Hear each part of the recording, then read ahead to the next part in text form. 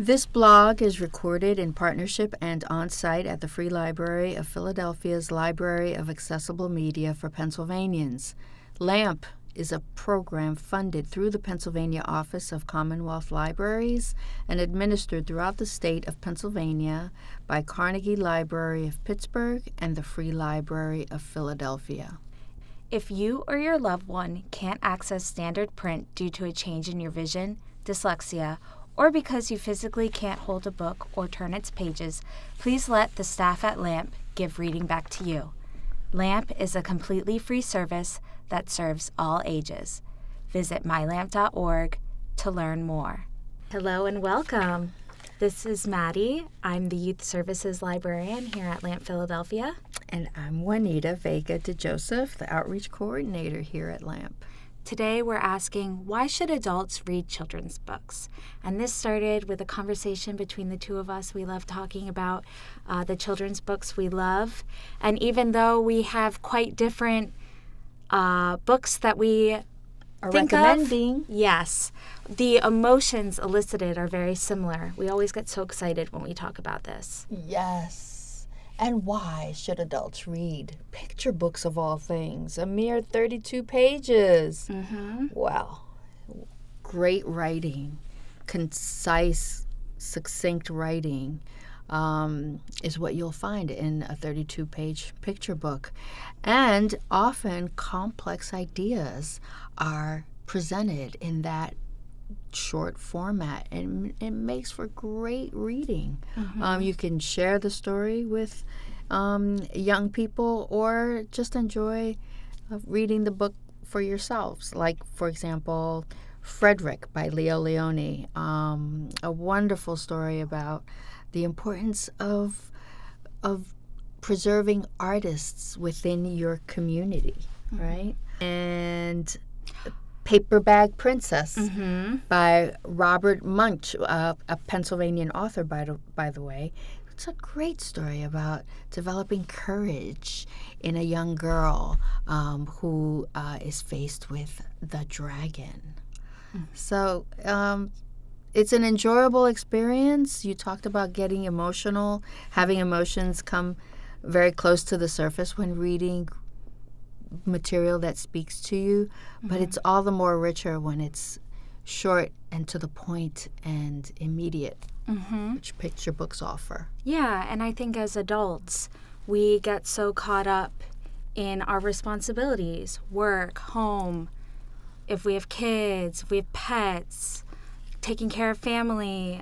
It's easy to lose track of that wonder, that excitement that comes with childhood, and that sense of possibility, like you can do anything. And I feel like in our life as adults, we get sort of into these ruts. This is my career, this is my life, and you don't have much time to have that wonder, and you sort of forget about it. And revisiting childhood favorites or even reading new children's books helps reignite that sense of wonder, that sense of hope, of like, oh, right, I'm still alive. My heart is still beating. I am still capable of trying new things, of doing new things, of improving who I am as a person. And beyond the picture book, you have what we call the middle grade readers. And there's some wonderful titles in that age range. 100 Dresses by Eleanor Estes, which talks about bullying and being isolated, not being quite the same as all the other girls with different dresses, and this one girl kept showing up to school in the same dress that she was ridiculed for it. Really a beautiful story of how cruel kids can be with one another. A book that comes to mind for me when you say middle grade readers is a book I love to revisit and reread. It's Olive's Ocean by Kevin Henkes. People usually think of picture books with Kevin Henkes, like Chrysanthemum, but he actually has some middle grade books too. Olive's Ocean is a wonderful book that looks at death. The main character, a classmate of hers, dies, And the mother of this classmate goes to the girl and is like, hey, I found her journal. In it, she wrote about how much she admired you. And then the main character goes on this journey really thinking about death. And it's also a coming-of-age book. She's spending the summer with her grandmother, who is aging, and just kind of approaching death from a adolescent point of view. Yeah. And it's about 100 pages, maybe a little under 150 pages, it's right? a small chapter book. It's a quick read. Yes, It's not going to take you much long to get through.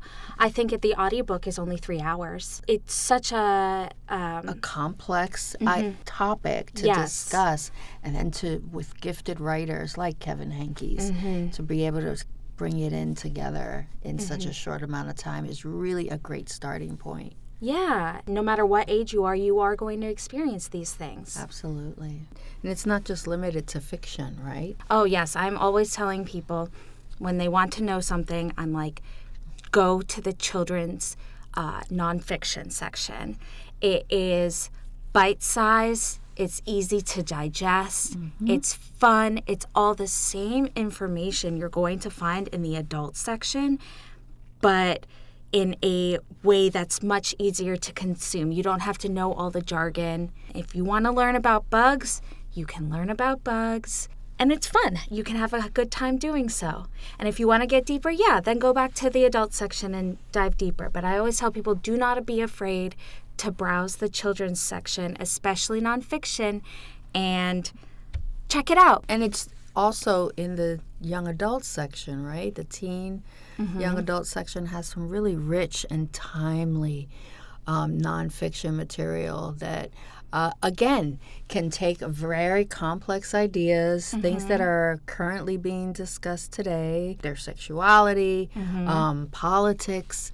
And as an adult, sometimes you're just not willing to go and, do a deep dive into your academic, college level material for that, especially if you want to discuss it with another younger person. So try the teen nonfiction section. Yes. If you have a teenager in your life and you want to know what's going on in that zeitgeist, what's going on in their life, what their friends are talking about, these books are really great in seeing things from their perspective. I think a great one is Beyond the Gender Binary by Allard. And sort of understanding these teens, they're online discussing these things, exploring their own gender identity, exploring their own sexuality, being a young adult, being a teenager. It's such a important time to do that. And with all the book bans, you can ban the books. The kids are going to still be online talking about it. So it's much better to educate yourself, see where they're coming from. Yeah, and a great way is to begin with those texts. And then, of course, fiction in the young adult genre, age range. You have wonderful titles that even adults have enjoyed, like the Hunger Games series by Suzanne Collins. And one author that we both agreed on as just been a wonderful influence and resource for talking about difficult subjects is Judy Blume. Oh my gosh. How many of us remember, Are You There, God? It's Me, Margaret. It's still something that has stuck with us all these years from being a preteen, Absolutely. being a teenager. How many times did I read that book growing up? And again, another fiction title that had a huge impact on me. It was another series. It was a series. It was Laura Ingalls Wilder, Little House on the Prairie series, which many of us, I think, can identify with.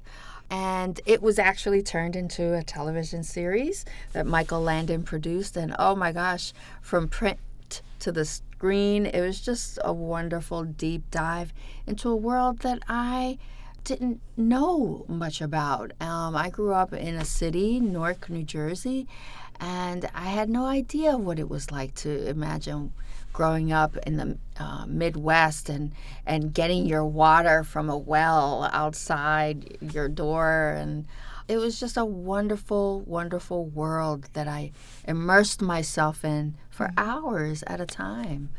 And it was just so comforting. Even though it was such a different world, Laura Ingalls Wilder really spoke to me in a way that only great books can do. Yes. For me, it was Anne of Green Gables. Oh, yeah. Being a quirky girl and seeing a quirky girl be so beloved. It was like, oh, I always felt so much less alone when I was reading my books about quirky girls. And I recently revisited Anne of Green Gables. I read the graphic novel, and all these memories came rushing back to me. And I was reminded, oh, that's why I do this. Reading that book shaped me so much as how I carry myself as an adult. And it reminds me of where I came from. It reminds me of those times where I felt alone, and then I would pick up a book and I'd be like, oh, I'm not alone. You know, and the comfort in that, and revisiting it, it feels so good to just be like, oh, this is how I felt as a child, and child me would be so happy to see adult me. Well, we hope that you get a sense of what we're talking about by remembering what titles you gravitated towards growing up, and we hope that you find some new titles from the list that we've put together. Everything can be found on Bard, and we really would love to hear from you to know what books came to mind while you were listening to this, and what emotions came up for you. Thank you, and so long for now. Thank you.